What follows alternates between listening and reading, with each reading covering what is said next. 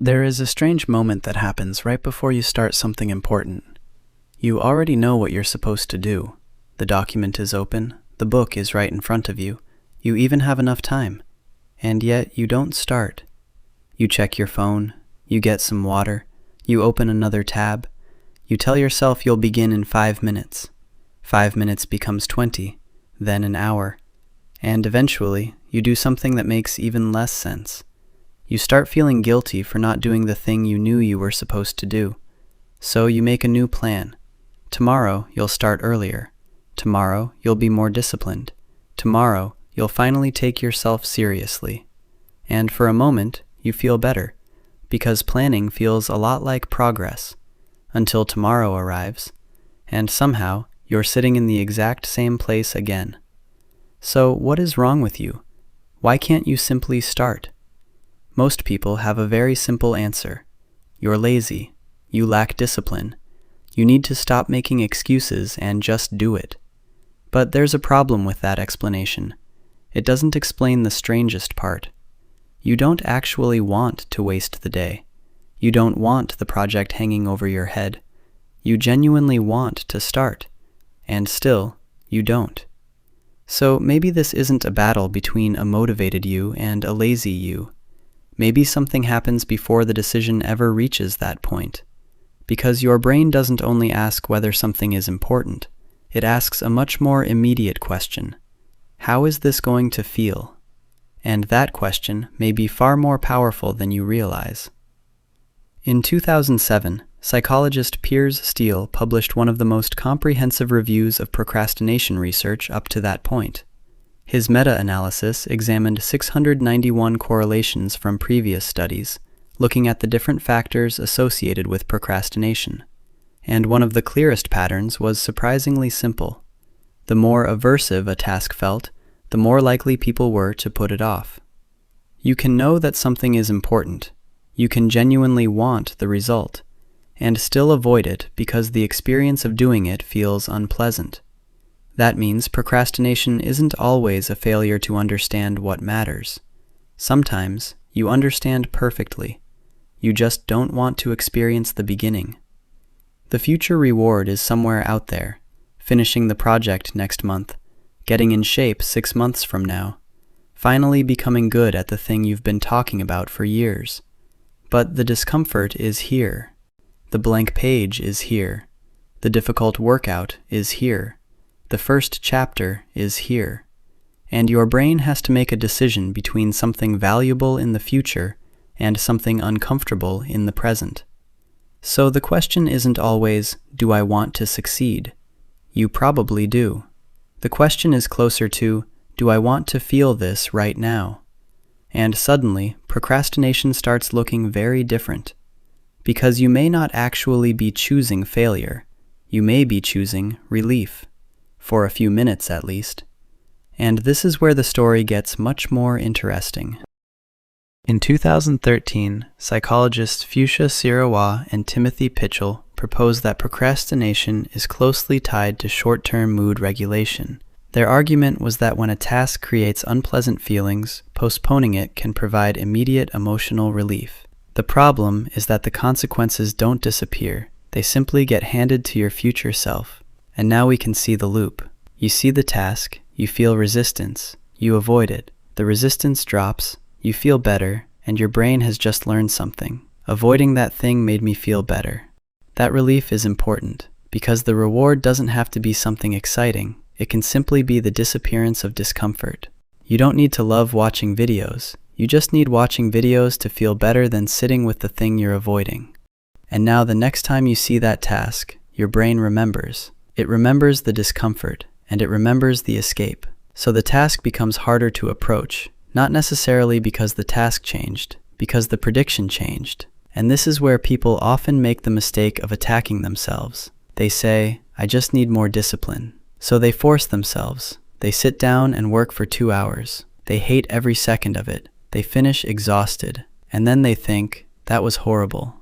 Tomorrow comes, and the brain remembers the entire experience. Task, effort, frustration, self-criticism, and now you are surprised that you don't want to start again. But why would you?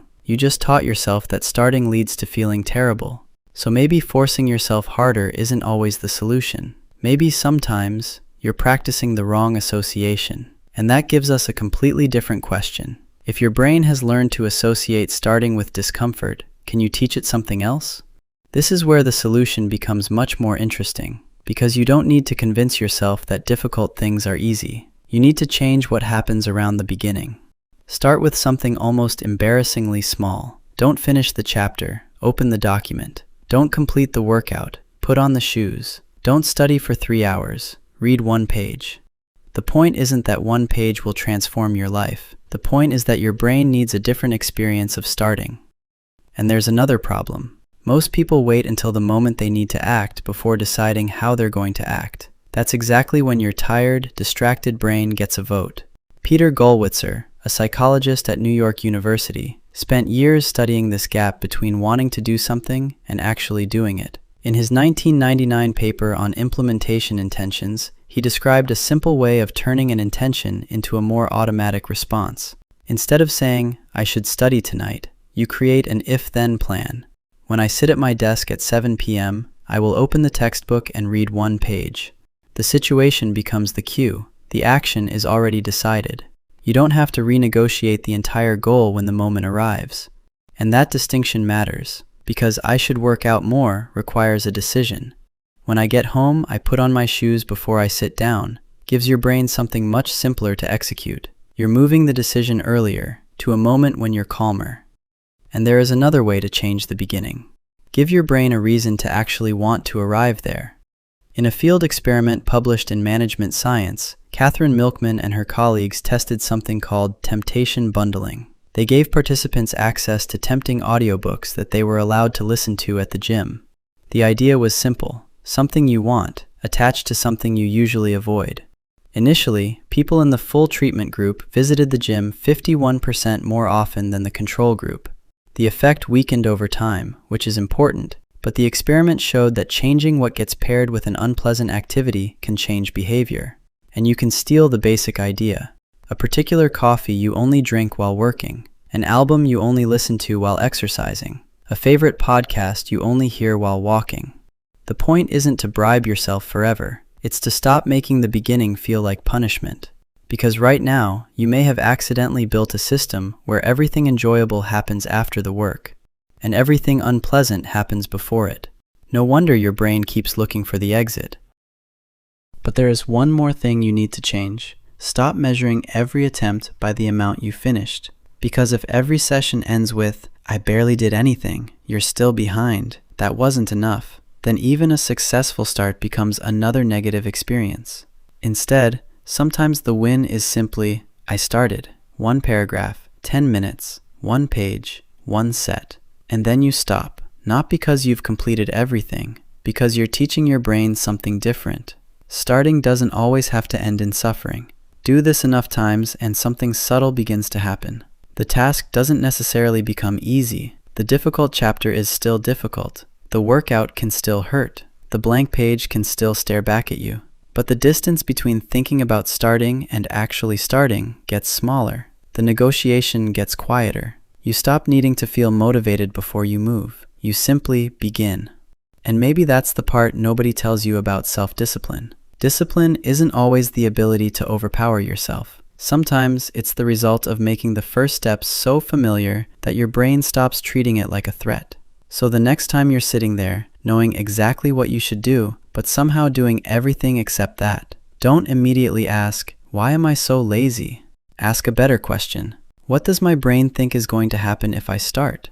Maybe it expects frustration. Maybe it expects boredom. Maybe it expects you to discover that you're further behind than you thought. Or maybe it has simply learned that avoiding the task gives you immediate relief. Whatever the prediction is, that's the thing you need to change. Not your entire personality, not your entire life, just the prediction attached to the first step.